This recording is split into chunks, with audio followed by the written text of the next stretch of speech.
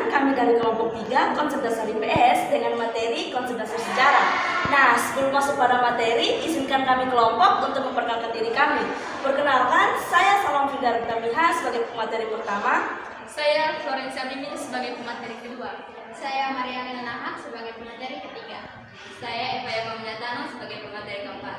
Saya Renata Yulia Karmelita Bao sebagai materi kelima. Oke, sekarang kami akan menjelaskan materi mengenai konsep dasar sejarah. Selamat menyaksikan. Oke, baik, kita masuk pada materi yang pertama, yaitu mengenai pengertian sejarah dan konsep-konsep sejarah. Yang pertama, pengertian sejarah. Secara etimologi, sejarah itu berasal dari bahasa Arab yang artinya syajaratun. Itu artinya pohon yang melambangkan perkembangan dan percabangan dalam suatu peristiwa. Sedangkan pengertian sejarah menurut beberapa para ahli. Yang pertama itu menurut Collingwood, sejarah itu adalah penyelidikan tentang hal-hal yang terjadi di masa lampau yang dilakukan oleh manusia. Sedangkan menurut Herodotus atau bapak sejarah, sejarah itu adalah catatan penting yang dilakukan atau catatan besar yang dilakukan oleh bangsa Yunani maupun bangsa asing. Jadi secara keseluruhan sejarah ini memberikan pelajaran berharga tentang perjalanan bangsa dan peradaban manusia, di mana sejarah juga dipandang sebagai laboratorium yang memberikan pemahaman mengenai kehidupan manusia yang terjadi di masa lampau maupun yang akan terjadi di masa kini dan masa depan. Oke, kita masuk dalam materi yang kedua, yaitu mengenai konsep-konsep sejarah. Jadi yang pertama itu adalah konsep manusia dalam sejarah. Jadi manusia adalah pusat dan pelaku utama dalam sejarah. Nah, di sini manusia dipandang sebagai subjek atau sebagai pencipta dan dipandang sebagai objek atau yang mengalami peristiwa itu sendiri. Oke, baik, yang pertama itu adalah manusia sebagai subjek sejarah, di mana manusia menjadi aktor utama dalam membentuk peristiwa sejarah. Jadi segala keputusan atau tindakan apapun itu didasarkan dari pemikiran manusia. Contohnya perlawanan mereka terhadap penjajah, di mana peristiwa itu merupakan suatu peristiwa yang segala tindakan atau segala perilaku itu berakar dari tindakan manusia. Yang kedua, manusia sebagai objek sejarah, di mana di objek sejarah ini manusia juga mengambil bagian atau menjadi bagian dari peristiwa itu sendiri. Contohnya seperti rakyat Indonesia yang melawan penjajah. Di situ manusia bertindak sebagai korban dan sebagai pelaku dalam penjajahan itu untuk memperjuangkan kemerdekaan.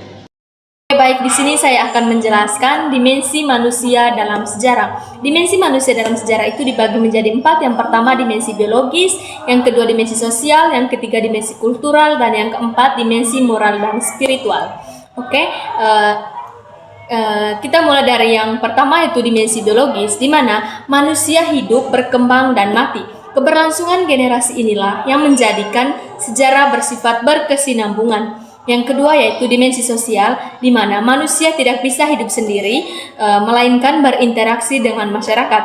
Yang ketiga yaitu dimensi kultural, di mana manusia menciptakan peradaban ilmu pengetahuan, seni, dan teknologi. Yang keempat yaitu dimensi moral dan spiritual, nilai, norma, dan keyakinan manusia mempengaruhi arah sejarah. Yang berikut adalah peran manusia dalam proses sejarah. Peran manusia dalam proses sejarah dibagi menjadi 4. Yang pertama yaitu sebagai penggerak perubahan, yang kedua sebagai pewaris tradisi, yang ketiga sebagai pencipta peradaban, dan yang keempat sebagai pembelajaran sejarah. Oke, yang berikut keterkaitan manusia dan waktu dalam sejarah dibagi menjadi 3, yaitu masa lalu manusia. Yang pertama masa lalu, manusia menjadi rekaman sejarah. Yang kedua masa kini adalah tempat manusia berproses, dan yang ketiga adalah masa depan akan ditentukan tindakan manusia saat ini. Oke, yang berikut adalah konsep kedua adalah waktu. Di mana di sini yaitu hubungan waktu dengan sejarah. Sejarah sama dengan peristiwa tambah waktu. Suatu kejadian baru dapat disebut sejarah jika terjadi pada waktu tertentu dan meninggalkan jejak.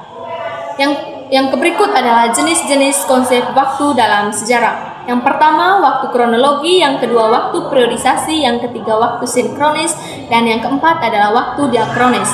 Waktu kronologi yaitu waktu yang diurutkan berdasarkan kronologi atau awal ke akhir. Yang kedua yaitu waktu periodisasi, waktu yang dikelompokkan dalam periode tertentu.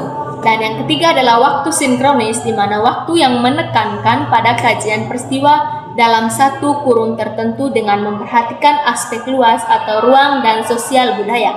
Dan yang terakhir yaitu waktu dinkronis, waktu yang menekankan urutan peristiwa dari waktu ke waktu atau alur panjang. Halo teman-teman, baik di sini saya akan menjelaskan tentang konsep ruang atau tempat. Tadi sempat dijelaskan tentang konsep waktu, yaitu berbicara tentang kapan suatu peristiwa itu terjadi. Kalau kita berbicara tentang konsep ketiga ini, yaitu konsep ruang atau tempat, berarti kita berbicara tentang di mana suatu peristiwa itu terjadi. Karena suatu peristiwa atau sejarah itu dapat dikatakan sejarah yang relevan atau fakta itu karena disertakan dengan baik. Setelah kita mengetahui definisi dari konsep ruang atau tempat, di sini kita akan membahas tentang peran ruang dalam sejarah. Yang pertama, itu memberikan identitas sebagai suatu peristiwa. Kalau kita berbicara tentang peristiwa, pasti kita mengetahui langsung mengingat tentang peristiwa itu terjadi di mana. Seperti peristiwa pembacaan proklamasi itu terjadi di Jalan Pengaksaan Timur nomor 56. Peran yang kedua yaitu menentukan karakter sejarah. Ruang juga mempengaruhi jalannya suatu sejarah dari kondisi geografis, ekonomi, politik maupun budaya suatu tempat. Contohnya, Indonesia itu menjadi pusat perdagangan pada abad ke-15 sampai abad ke-17. Dengan ruang, seorang sastrawan bisa menjelaskan tentang suatu sejarah di suatu tempat dan bukan di tempat lain. Contohnya, revolusi Inggris pertama kali terjadi di Inggris dan bukan di tempat lain. Karena Inggris mempunyai cadangan batu bara yang cukup banyak pada masa itu. Baik, yang terakhir kita akan membahas tentang unsur-unsur penting dalam konsep ruang. Yang pertama adalah letak geografis. Letak geografis ini berarti berkaitan dengan letak suatu wilayah di permukaan bumi. Contohnya, Indonesia berada di antara dua benua. Terus yang kedua, kondisi alam. Kondisi alam berarti berkaitan dengan kondisi alam suatu tempat, yaitu gunung, sungai, dan lain-lain. Terus yang ketiga itu sumber daya alam. Kalau kita berbicara tentang sumber daya alam, berarti kita berbicara tentang kekayaan alam. Terus yang ketiga, kondisi sosial dan budaya. Itu berkaitan dengan keadaan politik, terus adat istiadat, atau tradisi yang ada di suatu tempat. Baik, saya akan menjelaskan konsep sejarah yang keempat, yaitu sebab akibat atau kausalitas, di mana konsep ini adalah pemahaman bahwa setiap peristiwa sejarah yang terjadi tidak terjadi secara tiba-tiba, melainkan karena adanya sebab atau faktor pendorong yang menghasilkan akibat atau dampak dan konsekuensi. Artinya, sejarah tidak hanya mencatat apa yang terjadi, melainkan berusaha menjelaskan mengapa peristiwa itu terjadi dan apa dampaknya bagi kehidupan masyarakat. Dengan adanya konsep sebab akibat, sejarah menjadi ilmu yang analitis, bukan sekedar cerita masa lalu. Baik, saya akan menjelaskan 4 jenis sebab dalam sejarah. Yang pertama, sebab internal atau faktor yang berasal dari dalam masyarakat atau bangsa itu sendiri. Contohnya, kebangkitan nasional Indonesia karena adanya kesadaran persatuan dari bangsa. Yang kedua, sebab eksternal atau faktor yang berasal dari luar masyarakat atau bangsa. Contohnya, masuknya kolonialisme Belanda dan Jepang yang memicu perlawanan rakyat Indonesia. Yang ketiga, sebab utama atau primer, di mana faktor dominan yang paling kuat mempengaruhi terjadinya peristiwa.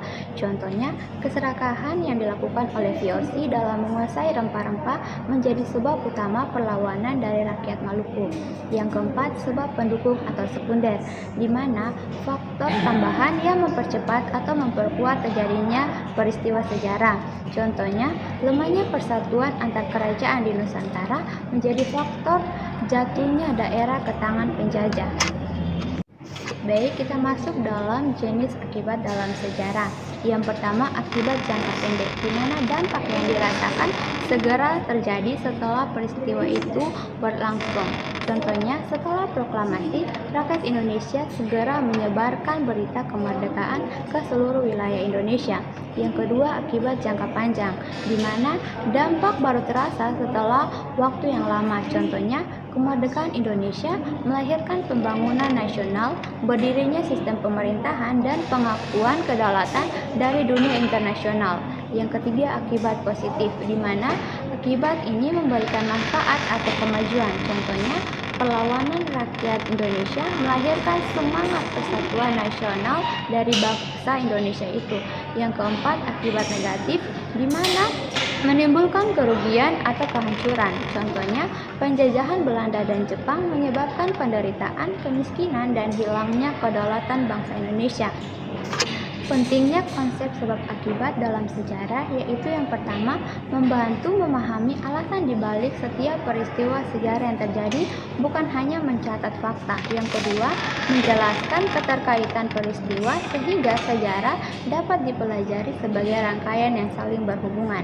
Yang ketiga, memberikan pelajaran hidup agar kesalahan masa lalu tidak terulang kembali dan keberhasilan dapat diteladani. Yang keempat, menunjukkan perubahan dan keberlanjutan, di mana akibat suatu peristiwa bisa menjadi sebab bagi peristiwa lain di masa berikutnya. Baik, di sini saya akan menjelaskan tentang hakikat perubahan dalam sejarah. Ada 3 perubahan dalam sejarah. Yang pertama, dalam konteks politik. Perubahan dapat terlihat dalam transformasi sistem pemerintahan, perubahan dinasti, revolusi, dan reformasi internasional. Contohnya, perubahan dari sistem monarki absolut ke sistem demokrasi konstitusional. Yang kedua, ada ekonomi industri atau dari ekonomi tertutup ke ekonomi terbuka. Contohnya, revolusi industri yang dimulai di Inggris pada abad ke-18 merupakan contoh ekonomi yang mendalam. Yang ketiga, ada perubahan sosial. Perubahan sosial mencakup transformasi dalam struktur kelas, hubungan gender, pola keluarga, dan mobilitas sosial. Contohnya, perubahan peran perempuan dalam masyarakat modern. Oke, baik teman-teman. Di sini dulunya kita bisa lihat perempuan itu tidak diizinkan untuk bersekolah. Namun seiring berjalannya waktu, perempuan sudah diizinkan untuk bersekolah tinggi dan mulai berlomba-lomba pada kaum lelaki untuk menjadi seorang pemimpin. Baik, di sini juga saya akan menjelaskan tentang hakikat kontinuitas dalam sejarah. Ada 3 kontinuitas dalam sejarah. Yang pertama, dalam bidang budaya. Bidang budaya ini mencakup tradisi, ritual, sistem kepercayaan, dan nilai-nilai yang signifikan. Contohnya itu, di Indonesia terdapat banyak sekali agama. Di antaranya ada Katolik, Kristen, Islam, Hindu, Buddha, dan Konghucu. Namun, nilai toleransi antar agama tidaklah pudar, namun masih menjadi karakteristik masyarakat Indonesia. Yang kedua, dalam konteks institusi, dalam beberapa lembaga sosial dan politik dapat mempertahankan fungsi dan strukturnya dalam jangka waktu yang panjang. Yang ketiga, ada kontinuitas juga dapat dilihat dalam aspek geografis dan ekologis. Baik, jadi kesimpulannya sejarah itu berbicara tentang cerita atau peristiwa pada masa lalu di mana manusia itu bisa berperan sebagai subjek maupun objek. Nah, di sini juga terdapat 5 konsep dalam sejarah. Yang pertama itu adalah manusia, yang kedua waktu, yang ketiga ruang atau tempat, dan yang keempat itu sebab akibat, dan yang terakhir itu perubahan atau kontinuitas. Oke, baik, sekian penjelasan materi dari kami mengenai konsep dasar sejarah. Terima kasih. Bye-bye.